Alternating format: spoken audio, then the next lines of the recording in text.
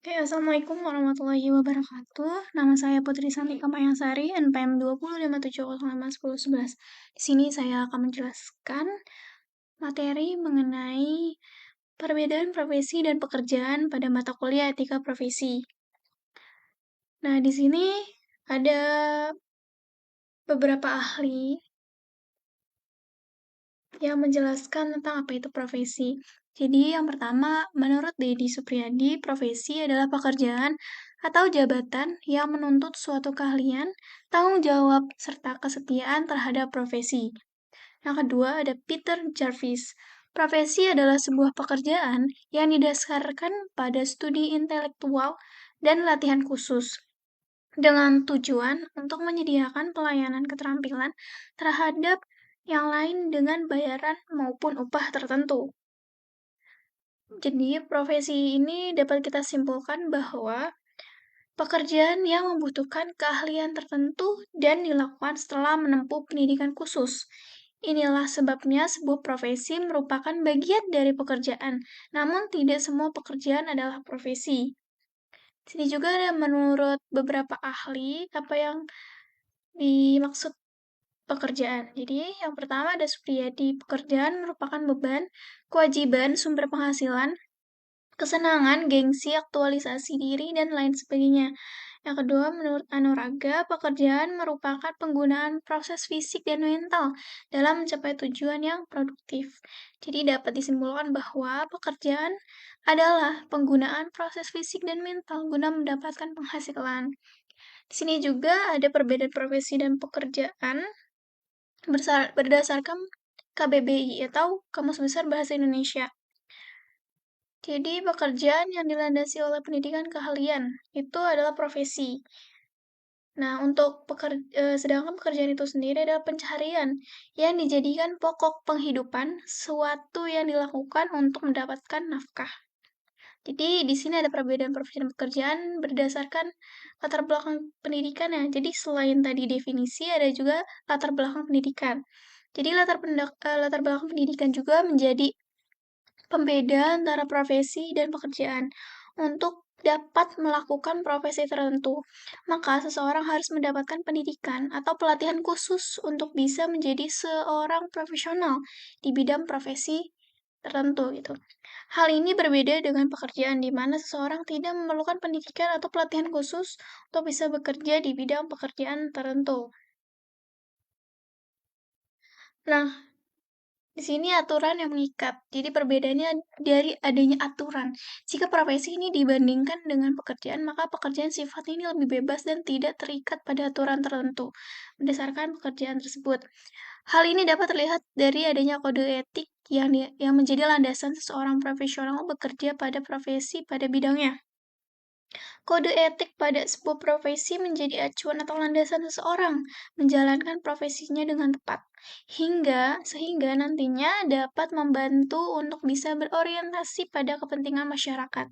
Sedangkan pekerjaan biasanya hanya terikat pada peraturan yang sudah dibuat dan ditetapkan oleh perusahaan maupun tempat seseorang bekerja. Nah, di sini yang membedakan profesi dan pekerjaan ini berdasarkan penghasilan yang didapatkan. Perbedaan lain ini ada penghasilan yang didapatkan. Rata-rata penghasilan atau gaji yang dari pekerjaan ini akan lebih kecil dari sebuah profesi. Hal ini disebabkan karena sudah ada keahlian maupun pendidikan yang sudah dimiliki seseorang profesional. Ini akan menambahkan nilai atau value dari seorang dan sudah terbukti memiliki kemampuan pada bidang profesi tersebut. Seperti itu. Di sini ada juga contoh dari profesi. Di sini misalnya kita asumsikan profesi ya. Di sini ada 12. Ada 12 contoh profesi. Pertama, profesi di bidang teknik, 2 medis, 3 hukum, yang keempat pendidikan, kelima pelayaran, keenam penerbangan, seterusnya ada entertain, ekonomi, keamanan, olahraga, perhotelan, dan perkeretaapian. Itu contoh profesi. Jadi profesi itu bidangnya gitu, bidangnya di bidang apa? Misalnya di bidang teknik ada banyak. Misalnya tekniknya IT. IT juga dibagi beberapa pekerjaan lagi, misalnya web developer, ataupun AI engineer dan lain sebagainya. Terus juga untuk contoh profesi di bidang medis, ya, nggak cuma adanya dokter kan di bidang medis, jadi ada yang namanya juga perawat, apoteker, dan lain sebagainya. Itu akan dijelaskan lebih detail di contoh pekerjaan. Di sini contoh pekerjaan dapat dilihat di slide ada dokter, perawat. Nah, ini merupakan pekerjaan di bidang medis, apoteker juga. Nah, untuk artis sendiri ini masuknya ke bidang tadi entertain, gitu itu artis. Kalau tour guide lebih ke pariwisata, dosen lebih ke pendidik untuk bidang atau profesinya. Akuntan, BK ekonom, arsitek ke teknik, polisi, ini lebih ke bidang keamanan tadi, sudah dijelaskan. Contoh profesinya di sini ada bidang keamanan yang itu polisi, tentara, seperti itu. Nah, untuk pilot, ini di bidang penerbangan, masinis di perkeretaapian, nahkoda, juga di pelayaran. Untuk pengacara, hakim itu di bidang hukum, atlet ini di bidang olahraga, dan chef ini di bidang perhotelan. Mungkin sekian yang dapat saya jelaskan. Di sini saya akan menarik kesimpulan bahwa bidang tempat seseorang bekerja itu disebut sebagai profesi, sedangkan peran yang dilakukannya ini berkaitan dengan pekerjaannya. Sekian dari saya, kurang lebihnya mohon maaf. Wassalamualaikum warahmatullahi wabarakatuh.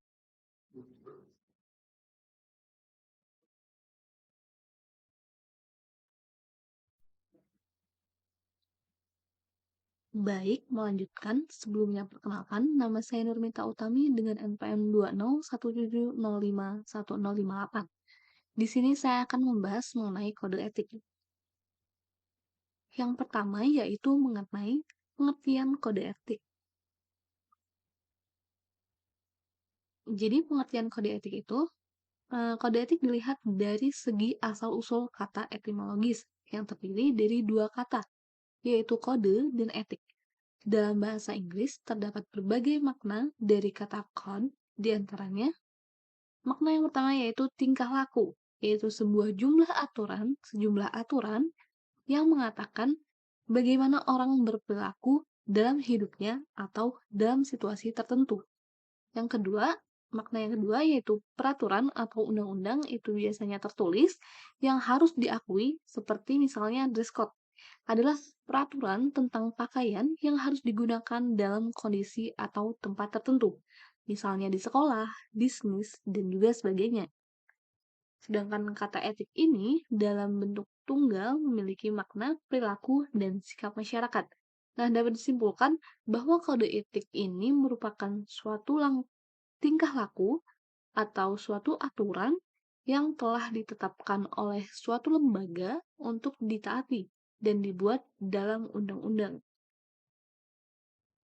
Baik, apa sih tujuan dari kode etik? Nah, pada dasarnya tujuan kode etik di sini saya kerucutkan pembahasannya dengan membahas kode etik dari profesi.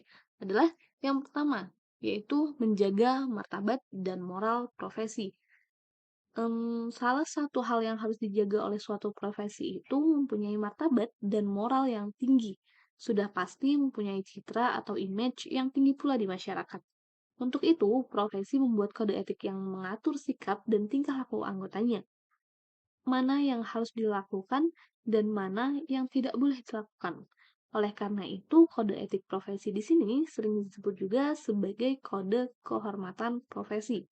Jika kode etik dilanggar, maka nama baik profesi akan tercemar, berarti merusak martabat profesi. Maka dari itu harus menjaga martabat dan moral profesi. Yang kedua yaitu menjaga hubungan anggota profesi. Nah, dalam menjaga hubungan anggota profesi, kode etik juga dimasukkan untuk memelihara hubungan antar anggota. Dalam kode etik diatur hak dan kewajiban kepada antar sesama anggota profesi, satu sama lain saling menghormati dan bersikap adil, serta berusaha untuk meningkatkan kesejahteraan bersama. Dalam kode etik dirumuskan tujuan pengabdian profesi, sehingga anggota profesi dapat mendapatkan tugas dan tanggung jawabnya. Oleh karena itu, biasanya kode etik ini merumuskan ketentuan bagaimana anggota profesi melayani masyarakat. Dengan adanya ketentuan itu, para anggota profesi dapat meningkatkan pengabdiannya kepada Tuhan Yang Maha Esa, bangsa, tanah air, serta kemanusiaan. Nah, sedangkan yang ketiga yaitu meningkatkan mutu profesi. Untuk meningkatkan mutu profesi sendiri, kode etik juga memuat kewajiban agar para anggota profesinya berusaha untuk memelihara dan meningkatkan mutu profesi. Selain itu, kode etik juga mengatur kewajiban agar para anggotanya mengikuti perkembangan zaman. Setiap anggota profesi yaitu berkewajiban memelihara dan meningkatkan mutu profesi yang pada umumnya dilakukan dalam wadah organisasi profesi. Dan yang terakhir adalah melindungi masyarakat pemakai. Profesi seperti profesi programmer misalnya itu melayani masyarakat atau klien melalui kode etik yang dimiliki. Dapat melindungi pemakai jasa ketika ada profesi melakukan sesuatu yang tidak patut dilakukan sebagai pekerja profesional, maka kode etik adalah rujukan bersama. Masyarakat atau klien pemakai dapat dilindungi jika terjadi kesalahan seperti kelalaian dalam melakukan profesi. Maka organisasi harus mengikuti setiap peraturan yang ada dalam kode etik per-IT-an. Selanjutnya, itu mengenai sanksi pelanggaran kode etik. Nah, karena kode etik ini adalah landasan moral dan merupakan pedoman sikap, tingkah laku, dan perubahan, maka sanksi terhadap pelanggaran kode etik ini adalah sanksi moral. Barang siapa melanggar kode etik akan mendapat celaan dari rekan-rekannya, sedangkan sanksi yang dianggap terberat adalah si pelanggar ini dikeluarkan dari organisasi profesi. Adanya kode etik dalam suatu organisasi tertentu menandakan bahwa organisasi tersebut telah mantap. Bila pelanggaran kode etik tersebut dengan pelanggaran hukum atau perundang-undangan yang berlaku, maka akan diprosesnya sesuai dengan hukum atau peraturan yang berlaku. Misal, jika anggota profesi itu adalah seorang pegawai negeri sipil, perkaranya akan diteruskan kepada pejabat yang berwenang.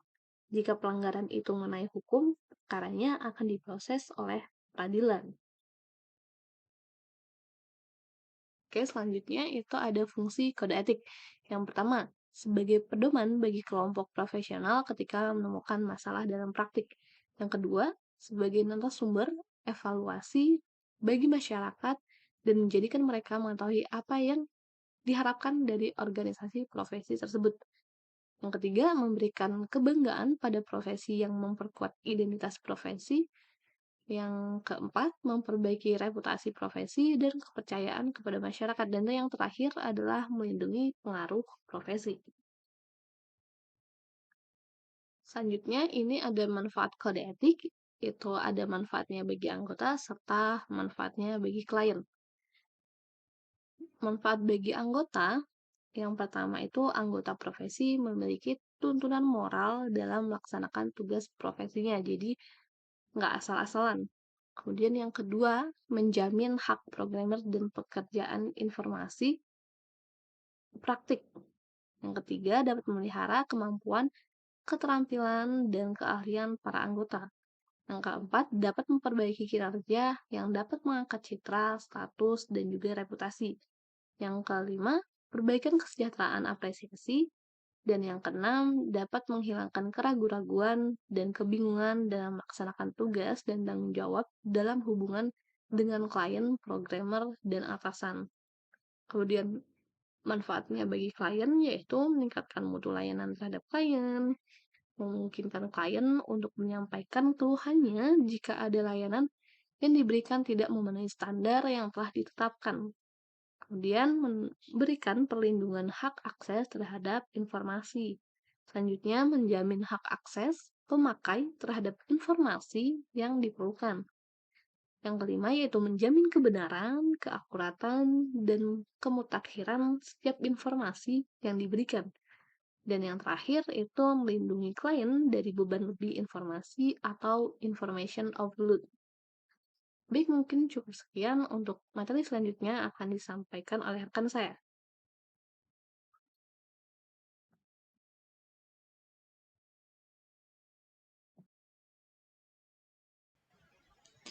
Sebelumnya, izin memperkenalkan diri, nama saya Sylvia Rukmana dengan NPM 2017051047.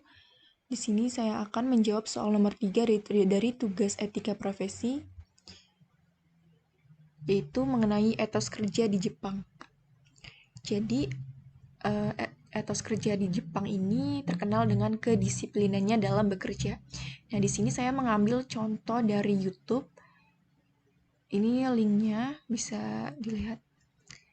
Nah, di sini dapat kita singkat bahwa yang dari YouTube itu yang pertama, etos kerja di Jepang itu yang pertama adalah Meiji Kokan. Nah, Meiji Kokan ini atau menukar kartu nama dari individu lain ke individu lainnya dan menggunakan kedua tangan ketika menukar kartu nama tersebut.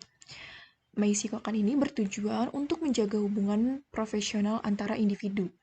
Nah, tukar-menukar ini tidak boleh kita lakukan sembarangan, agar kita dapat menghargai sama rekan kerja.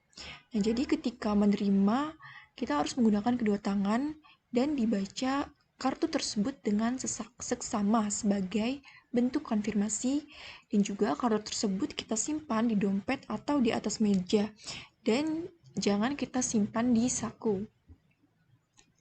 Yang kedua ialah ganbet. Ganbet ini adalah pantang menyerah.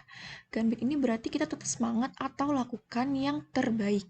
Nah, masyarakat Jepang ini dikenal dengan semangatnya yang kuat dalam menghadapi tantangan dalam kehidupan sehari-hari ataupun bekerja mereka. Semangat ini tuh udah ditanamkan dari kecil, sejak mereka kecil hingga dewasa. Dan bahkan saat masih sekolah, mereka ini udah terbiasa dengan jam sekolah yang panjang, tugas-tugas yang menantang, serta berbagai jenis tes dan kompetisi baik di dalam maupun di luar sekolah.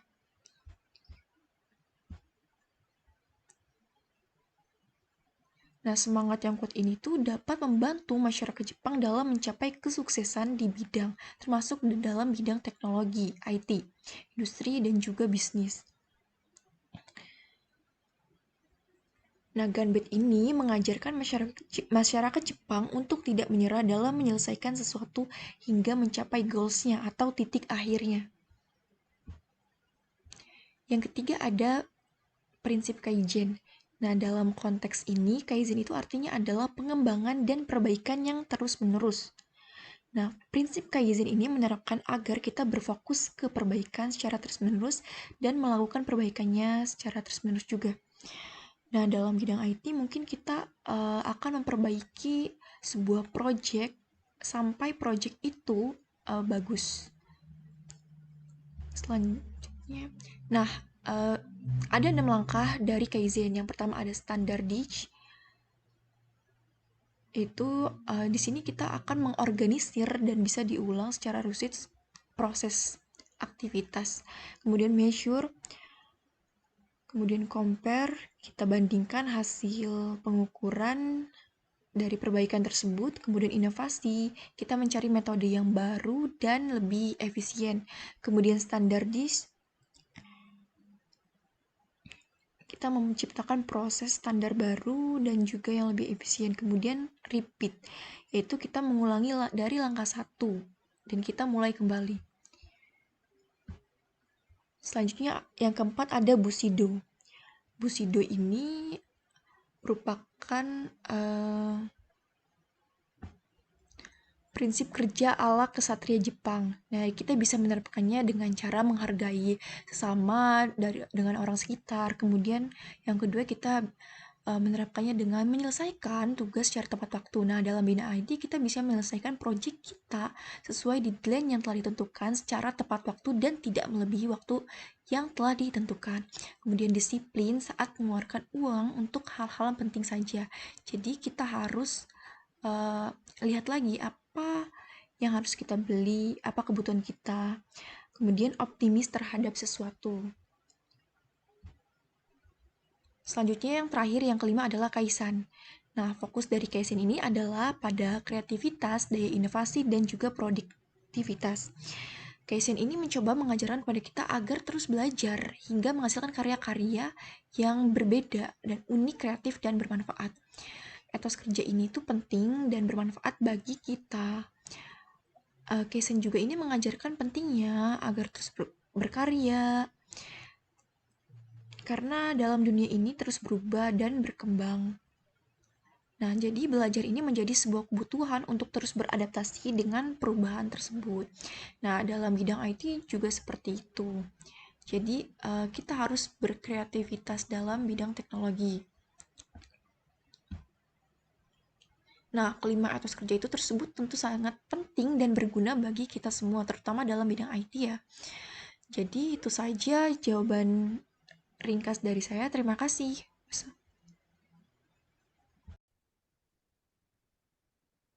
Assalamualaikum warahmatullahi wabarakatuh. Perkenalkan, nama saya Syifa Nazila Kanandi, MPM 2117 12017051046. Baik, di sini saya akan menjelaskan materi etos kerja di Indonesia. Yang sebelumnya juga teman-teman saya telah menjelaskan beberapa materi dari etika profesi. Di sini saya melanjutkannya, ya, di mana etos kerja itu merupakan semangat dan perilaku positif di lingkungan kerja. Ia mencakup memotivasi semangat bekerja dan menjadi ciri khas dan keyakinan seseorang atau kelompoknya. Etos kerja itu di dalam masyarakat Indonesia itu tergantung kultur masyarakat serta sistematika masyarakatnya. Ya, menurut Sinamo tentang etos kerja itu, kerja itu kehormatan, kerja itu amanah, kerja itu seni, serta kerja itu sehat.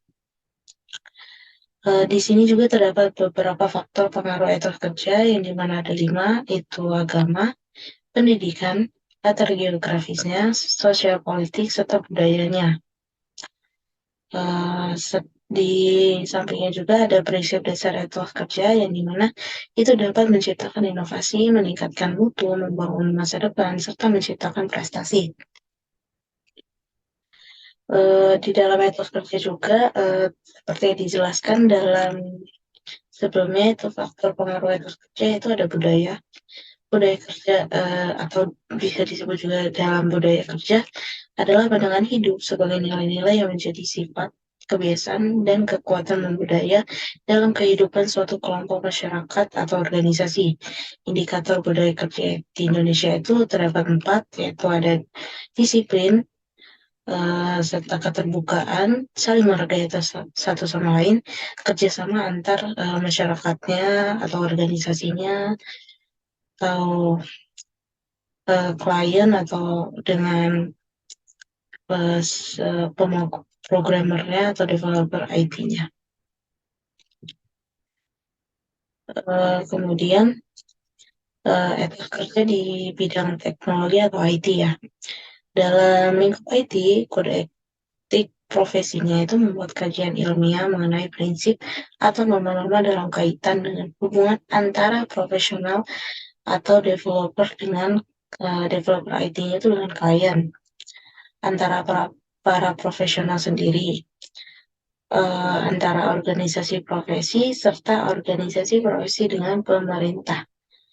Salah satu bentuk hubungan profesional dengan klien misalnya seperti pembuatan sebuah program aplikasi atau sistem, bisa dalam berbasis mobile atau website juga, yang dimana seperti itu untuk membuat sistem, developer itu mengikuti arahan atau sesuai dengan keinginan dari klien, yang dimana ada beberapa keinginan yang klien ingin dipenuhi, seperti misalkan dari segi keamanan sistem, yang dimana saat akan digunakan oleh klien itu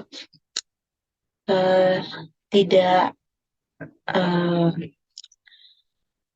dapat terlihat oleh pihak luar atau yang lainnya, serta tidak menulis dalam bentukan kode yang sulit yang tidak bisa dimengerti oleh klien atau selanjutnya tim-tim IT dalam klien tersebut.